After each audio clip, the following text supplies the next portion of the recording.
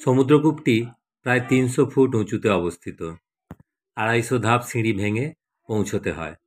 আমরা সারাদিন হেঁটে খুবই ক্লান্ত ছিলাম, কিন্তু সূর্যাস্তের সময় ওপরে উঠতে দারুণ লাগছিল। একটি হালকা লাল আলোয় চতুর্দিক স্বপ্নময় হয়ে উঠেছিল। অল্প দূরেই মেলায় এত ভিড় যে পা ফেলার জায়গা নেই, কিন্তু এখানে হাতে গোনা মাত্র কয়েকজন। এই জায়গায় ওঠার সময় সিঁড়িটি প্রথমে সোজা উঠেছে, কিছুটা উঠলেই সিঁড়িটি বাম দিকে বেঁকেছে। ঠিক এই জায়গায় একটি বাঁধানো বসার জায়গা রয়েছে। অতনুদা এবং পিন্টু সেখানে বসে সূর্যাস্ত দেখছে। আমি এবং সুব্রত চলেছি ওপরে। ওইখানে রয়েছে সঙ্গম ক্ষেত্র। আমরা এখন উপরে উঠে এসেছি। ওপরে রয়েছে সমুদ্রকূপ, এখন দেখতে যাব। আসুন দেখে নিই। উপরে উঠে প্রথমেই দেখতে পাবেন হনুমান গুফা মন্দির। চলুন এই হনুমান গুফা দেখতে দেখতে আপনাদের এই জায়গার ইতিহাস সংক্ষেপে বলি।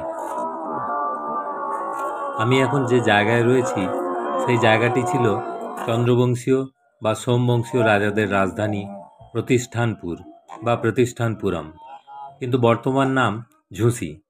জায়গাটি সঙ্গমের পূর্ব দিকে অবস্থিত এবং শাস্ত্রী সেতুর মাধ্যমে শহরের সাথে সংযুক্ত। কার্বন 14 ডেটিং করে জানা গিয়েছে যে এই প্রত্নতাত্ত্বিক স্থানটি নির্মিত হয়েছিল 7100 খ্রিস্টপূর্বাব্দে।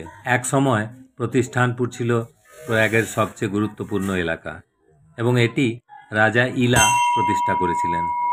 এটি ছিল পুরুরব রাজার রাজধানী। এক সময় মৌর্য, শুঙ্গ, কুষাণ এবং গুপ্ত যুগের শাসকদের অধীনে ছিল এই প্রতিষ্ঠানপুর। প্রাচীন নিদর্শনের মধ্যে রয়ে গিয়েছে এই উঁচু জায়গা বা ঢিবি, যার উপরে আমি এখন যাচ্ছি। এখান থেকে খনন করা জিনিসপত্রগুলি খ্রিস্টপূর্ব 6ষ্ঠ শতাব্দীর এবং এখানে তাম্রপ্রস্তর যুগ থেকে মধ্যযুগের প্রথম দিকের 5টি পুরাকীর্তি পাওয়া গেছে। কালিদাসও তার সংস্কৃত নাটক বিক্রমোর বর্ষীয়মে প্রতিষ্ঠানপুরের কথা উল্লেখ করেছেন। 1830 সালে প্রতিহার রাজা ত্রিলোচন পালের একটি শিলালিপি এই স্থান থেকে আবিষ্কৃত হয়েছিল। পুরাণে প্রতিষ্ঠানপুরকে কেসি নামে উল্লেখ করা হয়েছে। হিউয়েনসাং তার বিবরণে বলেছেন কিয়া সি পুলো। অনেকের মতে একসময় এই জনপদকে বলা হতো হরবংপুর বা হরভূমপুর। হরবং হলেন একজন পৌরাণিক রাজা। গোরখনাথ নামে জনৈক ঋষি ও তার গুরুদেবের অভিশাপে হরবংয়ের রাজধানী ধ্বংস হয়ে যায়। আবার অনেকে বলেন সৈয়দ আলী মুর্তাজা নামে এক পীরের অভিশাপে 1359 খ্রিস্টাব্দে প্রবল ভূমিকম্প হয়ে প্রাচীন ঝুঁসি ধ্বংস হয়ে যায়। নাম হয় অন্ধেরি নগর। অনেকে বলেন উল্টা কিলা।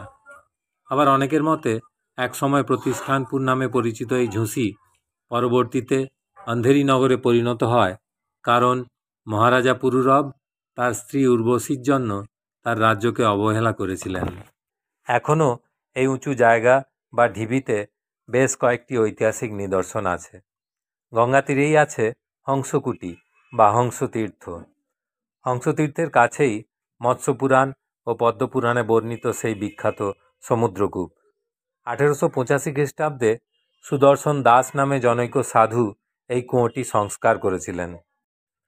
মৎস্যপুরাণে আছে পৃথিবী যখন পাপে পরিপূর্ণ হবে তখন এই কুয়ো থেকে জল উঠে পৃথিবীকে প্লাবিত করে দেবে। শোনা যায় অমাবস্যা, পূর্ণিমা ও সূর্যগ্রহণের সময় এই কূপ প্রদক্ষিণ করলে বিশ্ব পরিক্রমা পূর্ণ হয়। বিশ্ব পরিক্রমা করার মতো আর্থিক অবস্থা আমার কোনোদিনই হবে না, তাই আজ মৌনী অমাবস্যার দিন আমি এই কূপ প্রদক্ষিণ করলাম। আমার বিশ্ব পরিক্রমা সম্পূর্ণ হলো। এই প্রসঙ্গে একটি কাহিনী মনে পড়ে গেল। একবার গণেশ ও কার্তিকের মধ্যে প্রতিযোগিতা হয়েছিল যে কে কত সময়ে বিশ্ব পরিক্রমা করতে পারে। গণেশ প্রথম হয়েছিল, কারণ তিনি একবার মা দুর্গাকে প্রদক্ষিণ করেই বলেছিলেন আমার বিশ্ব পরিক্রমা সম্পূর্ণ হলো।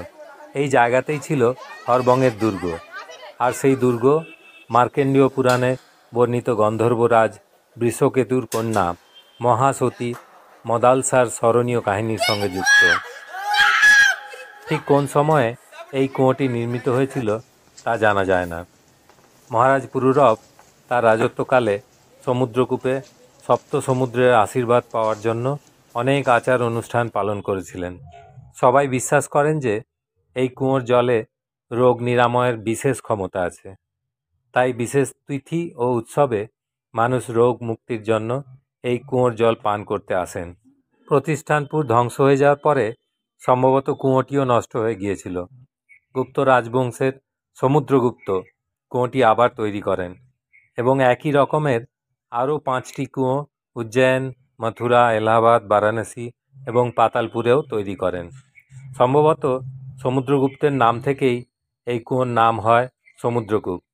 আবার অনেকের মতে এই কুয়োর জলের স্তর ও সমুদ্রের জলের স্তর যেহেতু একই, সেই কারণেই এই কুয়োর নাম হয়েছে সমুদ্রকূপ।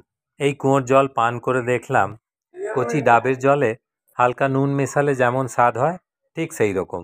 22 ফুট ব্যাস এবং 70 ফুট পরিধি বিশিষ্ট কুয়োটি পাথর দিয়ে তৈরি। এই কুয়োর কাছেই প্রাচীন মন্দির রয়েছে, যার মধ্যে রয়েছে রাম জানকী মন্দির এবং দক্ষিণমুখী হনুমান মন্দির। কুয়োর জলের স্তর সারা বছর প্রায় একই থাকে। সমুদ্রকূপ ভারত সরকার কর্তৃক ঘোষিত সংরক্ষিত স্মারক বা প্রোটেক্টেড মনুমেন্ট। এর রক্ষণাবেক্ষণের দায়িত্বে রয়েছে আর্কিওলজিক্যাল সার্ভে অফ ইন্ডিয়া। পরের বার প্রয়াগরাজ এলে অবশ্যই দেখে যাবেন এই সমুদ্রকূপ।